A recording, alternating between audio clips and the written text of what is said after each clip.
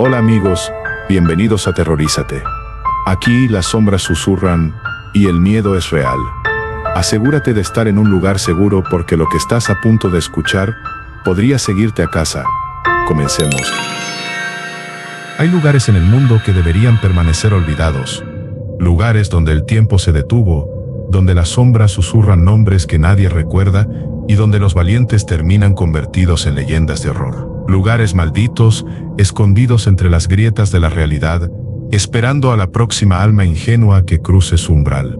Esta es la historia de Mateo, un joven que regresó a su pueblo natal sin saber que el destino ya había escrito su final. Una cabaña heredada, un pozo cubierto de historias aterradoras, advertencias que ignoró, y con un solo paso en falso, con un solo vistazo a donde no debía mirar, despertó algo que nunca debió regresar. Las noches se volvieron más frías, el silencio se llenó de susurros. Algo lo observaba en la oscuridad, algo que no pertenecía a este mundo, algo que llevaba siglos esperando. Pero cuidado, porque dicen que quienes escuchan esta historia también pueden sentir su presencia, pueden escuchar los mismos murmullos en la noche, pueden notar cómo la sombra en la esquina de su habitación parece moverse cuando parpadean. A mediados del siglo XIX, en un pequeño pueblo olvidado entre las montañas, existía una leyenda que los ancianos contaban en susurros: el Pozo de las Almas, un lugar maldito, donde siglos atrás una bruja había sido ejecutada. Antes de morir, maldijo el agua del pozo, asegurando que quien bebiera de ella sería atormentado por espíritus sedientos de venganza. Nadie se atrevía a acercarse, excepto Mateo, un joven escéptico que regresó al pueblo tras la muerte de su abuela. Heredó su casa, una vieja cabaña de madera cerca del bosque, justo donde se encontraba el pozo. Las advertencias de los vecinos no lo asustaron. Son solo cuentos para niños, pensaba. Pero pronto descubriría que algunas historias son más reales de lo que parecen. Los susurros de la noche, la primera noche, Mateo sintió un extraño silbido a través de las rendijas de su ventana. Al asomarse, solo vio la inmensidad de la oscuridad y el pozo bajo la tenue luz de la luna. Se encogió de hombros y volvió a la cama. Pero apenas cerró los ojos, un fuerte golpe sacudió la puerta principal. Corrió a ver quién era, pero afuera no había nadie, solo el sonido del viento susurrando su nombre. Al día siguiente, mientras exploraba la cabaña, encontró un viejo diario de su abuela. Las páginas estaban amarillentas y algunas frases parecían escritas con desesperación: si escuchas susurros, no respondas. Si llaman a la puerta, no abras. Si ves una sombra en el pozo, huye. Mateo sintió un escalofrío recorrerle la espalda. ¿Era solo una superstición o su abuela sabía algo que él no? El pozo abierto aquella tarde, decidió acercarse al pozo. Al mirar dentro, el agua reflejaba su rostro, pero algo estaba mal. Su reflejo no se movía al mismo tiempo que él. Sintió un frío inexplicable en la nuca. Justo cuando iba a apartarse, una sombra alargada emergió de la oscuridad del pozo. Mateo cayó de espaldas, sintiendo que la sombra intentaba arrastrarlo dentro. Gritó y corrió de vuelta a la cabaña, cerrando la puerta con fuerza. Pero los golpes comenzaron otra vez. Esta vez no eran golpes en la puerta, sino en las paredes, en el techo, en el suelo, como si cientos de manos invisibles quisieran entrar. Al revisar el diario de su abuela, encontró algo que lo hizo temblar: el pozo debe permanecer cerrado. Si alguien lo abre, la bruja regresará. La noche de la maldición, esa noche, Mateo no pudo dormir. Cada vez que cerraba los ojos, sentía una presencia en la habitación, hasta que finalmente lo vio, una figura deforme, con un velo negro y ojos como brasas encendidas.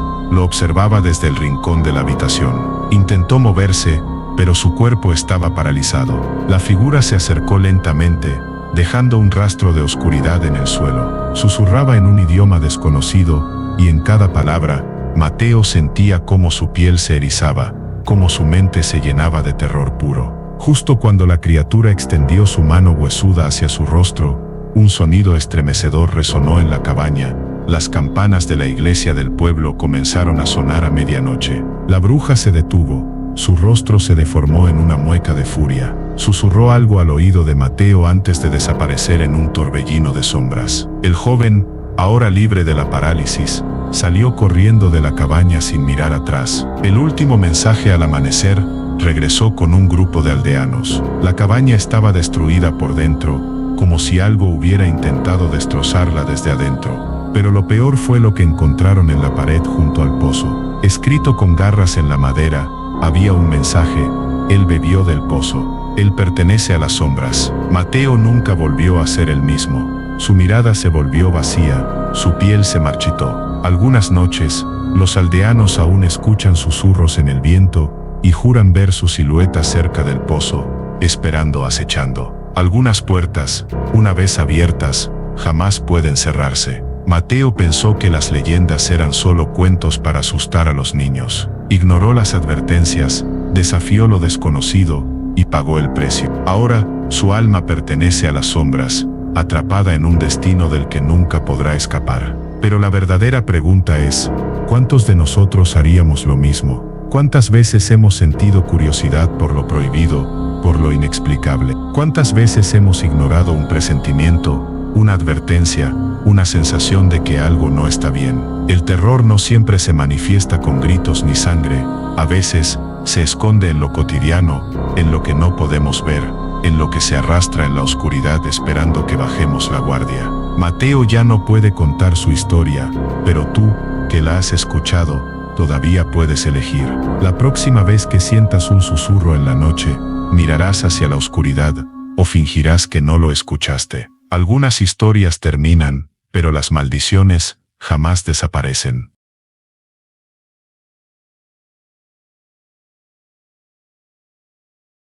Las funerarias son lugares de transición, donde la vida y la muerte se encuentran en un punto intermedio. Durante el día los familiares lloran a sus seres queridos, los cuerpos reposan en ataúdes abiertos, y el murmullo de las conversaciones y rezos llena el aire. Pero en la noche, cuando todo queda en absoluto silencio, las reglas cambian. Fernando nunca creyó en fantasmas. Para él, los muertos eran solo eso: cuerpos sin vida, carne sin alma. Pero después de aceptar el turno nocturno en aquella funeraria, aprendió algo que jamás podrá olvidar. No todas las almas se van, y algunas se niegan a quedarse quietas. Las noches transcurrían entre pasillos oscuros y el parpadeo intermitente de luces moribundas. A veces, Fernando juraba escuchar pasos detrás de él. Otras veces, los ataúdes parecían estar ligeramente fuera de lugar, como si alguien los hubiera tocado cuando él no miraba. Pero la verdadera pesadilla comenzó cuando llegó un cuerpo que nunca debió haber sido recibido. Desde esa noche,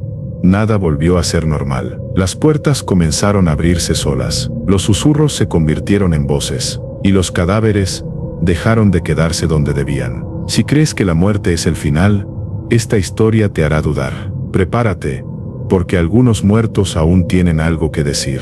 Fernando llevaba meses sin empleo. Cada día era una lucha para pagar el alquiler, la comida y las cuentas que no dejaban de acumularse. Buscaba trabajo en internet sin éxito, hasta que encontró un anuncio peculiar. Se busca asistente nocturno para funeraria, buen salario, turnos de 10 de la noche a 6 de la mañana. No se necesita experiencia. Aunque la oferta le pareció extraña, la necesidad lo obligó a intentarlo. Llamó de inmediato y, para su sorpresa, le dieron una entrevista esa misma tarde. La funeraria quedaba a las afueras de la ciudad, en una zona desolada con pocas casas y calles apenas iluminadas. Desde que puso un pie en el lugar, sintió un escalofrío recorriéndole la espalda. El aire era denso, impregnado con el inconfundible olor de cera derretida y flores marchitas. El dueño, un hombre mayor llamado Don Rafael, lo recibió con una expresión seria. El trabajo es sencillo, le explicó con voz ronca. Solo necesitas asegurarte de que todo esté en orden. Si llega un cuerpo en la noche, lo recibes y lo dejas en la morgue. La preservación la hacen en el día. Fernando asintió, pero don Rafael hizo una pausa antes de continuar. Su expresión se volvió aún más grave. Lo más importante es esto: si escuchas algo, lo ignoras. No hagas preguntas, no investigues, solo sigue con tu trabajo. La advertencia lo dejó incómodo, pero pensó que era solo una forma de asustarlo. No tenía otra opción, así que aceptó. Su primer turno comenzó esa misma noche. Desde el momento en que don Rafael cerró la puerta tras él, el silencio absoluto lo envolvió. Caminó por los pasillos largos y fríos de la funeraria, observando las salas de velación vacías y la capilla en penumbra. A la 1:30 de la mañana, mientras organizaba unos documentos en la recepción, sintió una sensación extraña. Era como si alguien lo estuviera observando. Levantó la mirada. Al final del pasillo, junto a la capilla principal, una sombra pasó rápidamente. Su corazón se aceleró. «Hola», dijo con voz temblorosa. No hubo respuesta. Apretó los puños y se acercó con cautela. Empujó la puerta de la capilla y encontró el ataúd que habían dejado listo para un velorio al día siguiente. Pero lo peor fue lo que vio dentro. El cadáver estaba volteado boca abajo. Fernando sintió un escalofrío recorrerle la espalda. Él mismo lo había visto acostado normalmente unas horas antes. Rápidamente cerró el ataúd y salió de la sala con el corazón latiendo con fuerza. Desde ese momento, supo que aquella funeraria escondía algo más que cuerpos. La segunda noche fue aún peor. Mientras hacía su ronda nocturna, se detuvo frente a una habitación al fondo del pasillo. Siempre estaba cerrada con llave, y don Rafael no le había dicho nada sobre ella. Pero ahora estaba entreabierta. Con el pulso acelerado, empujó la puerta lentamente. Dentro, solo había un espejo grande cubierto con una sábana blanca. Antes de que pudiera hacer nada, un susurro helado llegó a sus oídos. «No me mires». Fernando sintió que el aire se le atascaba en la garganta. Miró alrededor. No había nadie. Pero entonces, en el reflejo del espejo cubierto, algo se movió. No fue su propio reflejo. Salió corriendo de la habitación y cerró la puerta con fuerza. El tercer día, todo se volvió aún más aterrador.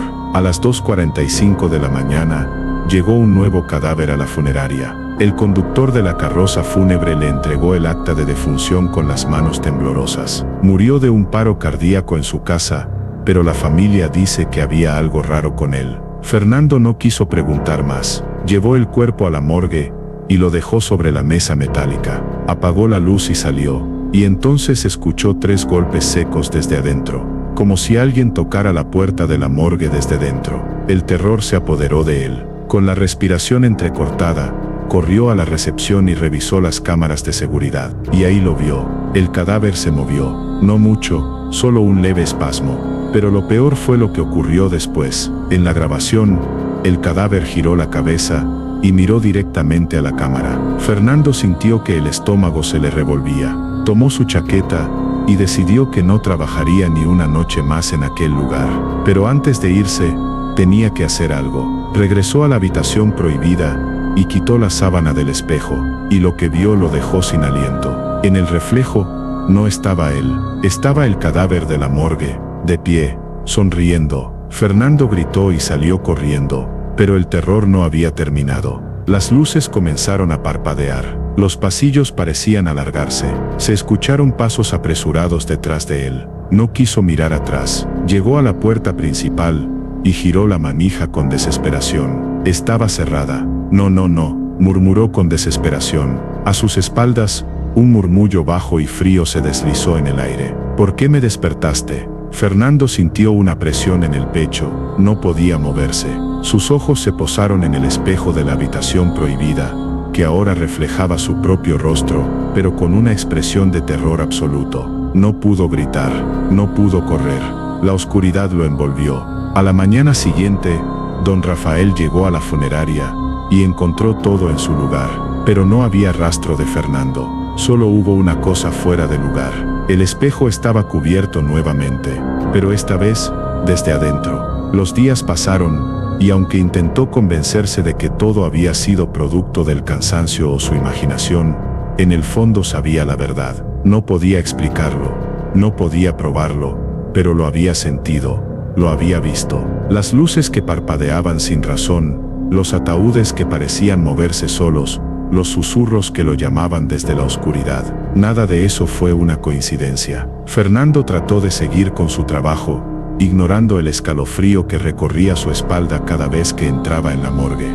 Pero por más que intentara no pensar en ello, algo dentro de él le decía que la historia no había terminado. Las noches seguían siendo inquietantes. A veces, mientras revisaba los papeles en la recepción, el silencio se rompía con un sonido sutil, un leve golpe en la pared, como si alguien estuviera tocando del otro lado. Pero la funeraria estaba vacía, o al menos, Eso quería creer. Con el tiempo, notó algo aún más perturbador. Cuando llegaban nuevos cuerpos para ser preparados, sus rostros parecían extrañamente familiares. No lograba recordar de dónde los conocía, pero había algo en sus expresiones, en la forma en que sus ojos cerrados parecían mirarlo aún en la muerte, hasta que un día, el horror lo golpeó de lleno. Uno de los cuerpos que llegó era el mismo que había desaparecido aquella noche. Su piel estaba pálida, fría, pero ahora tenía una expresión diferente, una sonrisa apenas perceptible en los labios. Fernando sintió un escalofrío recorrerle la espalda. Era imposible. Aquel cadáver había desaparecido, había salido de su ataúd, había estado en la funeraria cuando no debía estarlo, y ahora había vuelto, como si nada hubiera pasado. Pero lo peor fue cuando revisó la etiqueta del cuerpo. La fecha del fallecimiento era del día siguiente. Fernando dejó caer el informe de sus manos. Su respiración se aceleró. ¿Cómo podía ser eso posible? Sintió una presencia a su espalda. El aire se volvió helado. No tuvo que girarse para saber que no estaba solo, porque en ese momento entendió la verdad. Algunas almas no solo se quedan atrapadas en este mundo, algunas juegan con el tiempo mismo. Y cuando el destino llama a alguien, no hay forma de escapar. Desde aquella noche, Fernando nunca volvió a ser el mismo. A veces, al pasar por un espejo, cree ver una sombra moviéndose detrás de él.